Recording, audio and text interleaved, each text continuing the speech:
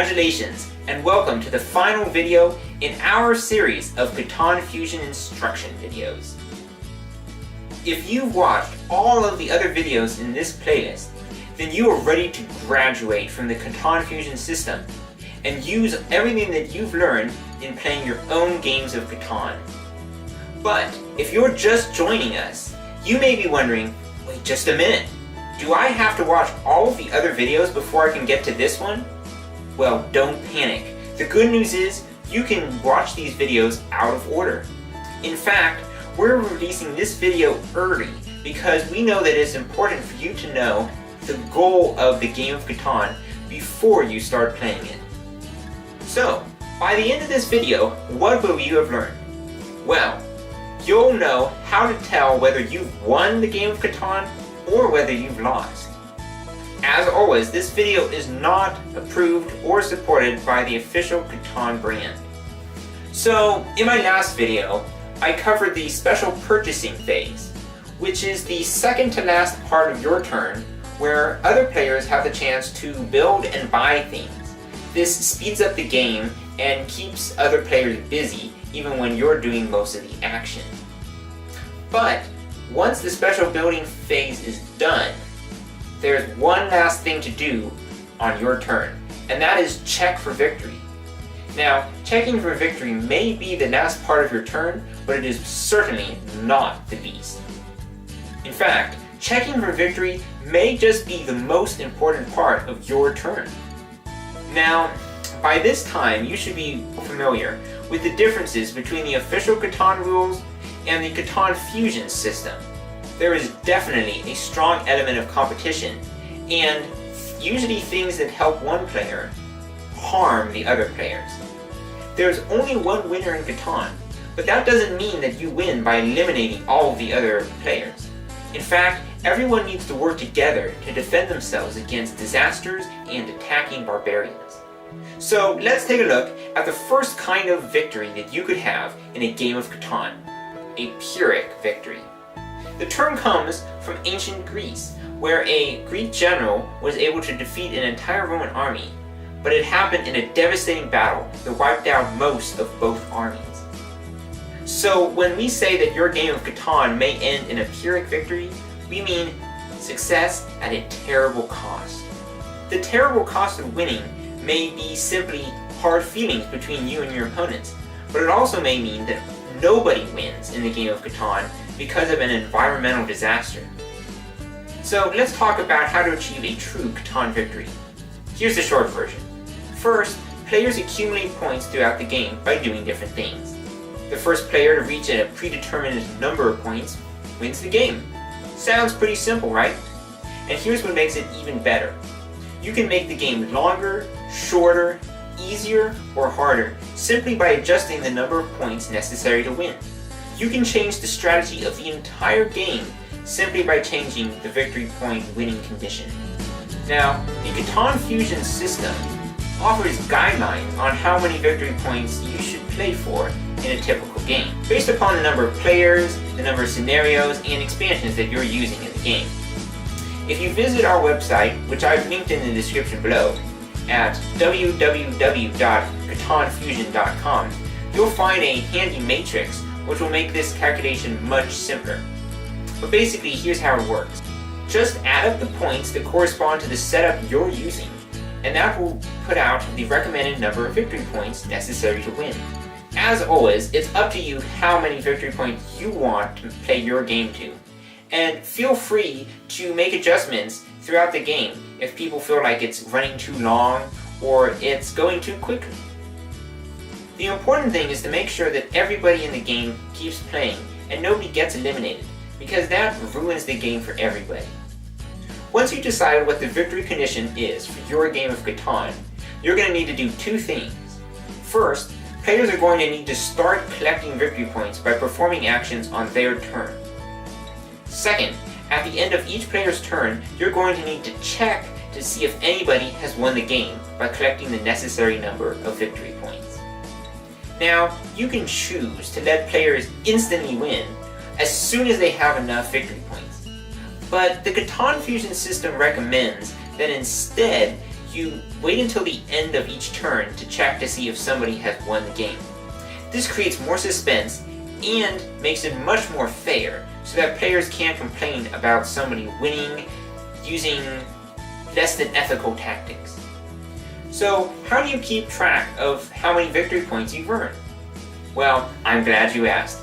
In this bag here, I have small round cardboard tokens called, what else? Victory point tokens. Each time you win a victory point, you simply get one of these to place right in front of you. Now the reason you need to place one of these in front of you is so that all the other players can see how close you are to victory. Now, most victory points are permanent. They sit in front of you as soon as you've earned them, and they stay in front of you until the end of the game. But some victory points can be stolen or lost, depending on the condition under which they were earned. Let's talk about a few different ways that you can earn victory points. One way that you can earn victory points without getting a victory point token is by winning an award. Now, these awards, I have two more over here, have victory points printed on them. So you place the award in front of you along with your victory point tokens, and these awards count as victory points, even though you don't actually get a victory point token to go along with them. Now, if somebody else exceeds you and wins this award, it is taken away from you and placed in front of the other player. This means that you will no longer have the benefit of these victory points in front of you. Now, two other interesting award tiles that you may win are the richest and poorest settler award tiles. The way these work is they don't actually give you victory points. Instead, they adjust the number of victory points you need to win. So, say you're playing a game of Catan where you need 15 victory points to win, and you just got the richest settler award because you have more victory points than anybody else in the game. Now you have to actually win 16 victory points in order to win the game. The poorest settlers, so anybody who has fewer victory points than you, only have to win 13 victory points to win. This makes the game much more interesting. Now, you don't always get a victory point token in front of you when you complete an action. Some points are actually tracked on boards like these, where players compete to complete missions. On these mission boards, the number of victory points each player has earned is dependent upon where their marker sits on the board spaces. These victory points are just as valid as the victory point tokens you have sitting in front of you, except that these victory points aren't in front of you. Another way to earn victory points is to place a tile like this in front of you, if you earn it, or to play cards like these, if you buy them. Of course, there are other ways to earn victory points as well. For example, you can trade in these little barbarian tokens that you capture for victory points. You may also be able to turn in 2 green tokens for a victory point, just like this. Every time you make a successful delivery of a trade token, you can flip them over, place them in front of you, and count them as a victory token. Of course, you can always earn victory points for constructing buildings and placing them on the board. One interesting new way to earn victory points is by trading in spice cards that you've collected using the Legend of the Sea Robbers expansion. And the way you keep track of the victory points that you've earned in Legend of the Sea Robbers is you simply place a colored marker of your color on the number of victory points that you currently have. As you move your marker along, it measures how many victory points you currently have. If you move forward and you jump on top of somebody, the person below you is the one who gets an extra victory point when trying to decide ties. So it's always beneficial to be the first person to get to a spot that marks a victory point, because you get an extra one for being ahead. In Legend of the Sea Robbers, there's one other board that lets you keep track of how many victory points you have. It looks like this, and it works the same way as the frame pieces that I showed you. You simply place your token on a space when you get another victory point, and every time you move it along, it counts as another victory point for you. If you get to these special spots, you get an extra victory point as a bonus. Now, here's where a little bit of Catan strategy sneaks in. Catan strives to level the playing field for all the players.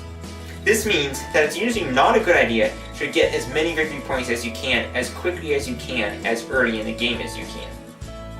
Unless you think you can get enough victory points to win, it's usually a good idea to hold back for a while on getting victory points, and instead focus on making sure that your infrastructure on the board is strong and ready to expand quickly. Holding off on acquiring victory points early in the game is going to help you in a number of different ways. To begin with, by not winning awards like this right away, you're not going to be the player that everybody targets. By not having the most victory points, you're going to have the benefit of the poor setter tile and not the detriment of the wealthiest setter tile. And finally, by not turning cards into victory points right away, you'll be able to build your resources and strengthen your defenses so that you can advance quickly later in the game. For example, if you resist converting 3 of your knight cards into 1 victory point, you can build a stronger army and use that to leverage your strength so that you can defeat more barbarians later in the game and acquire victory points quicker. However, don't wait too long before choosing to earn victory points. Remember, you can pretty much only earn victory points on your own turn unless you're doing some building in the special purchase phase. That means that another player may win the game simply because their turn came before you. Well, that about covers how to win a game of Catan. You're going to need to decide how many victory points the victory condition should be. You're going to need to accumulate victory points by doing things in the game. And you're going to need to check for victory at the end of your turn without ruining the game for everybody else. Thanks so much for watching, and now that you've officially graduated from the CatanFusion system, I encourage you to go out there and start playing. I'm your host, Ken Stokeham, and I'm looking forward to not seeing you in the next video.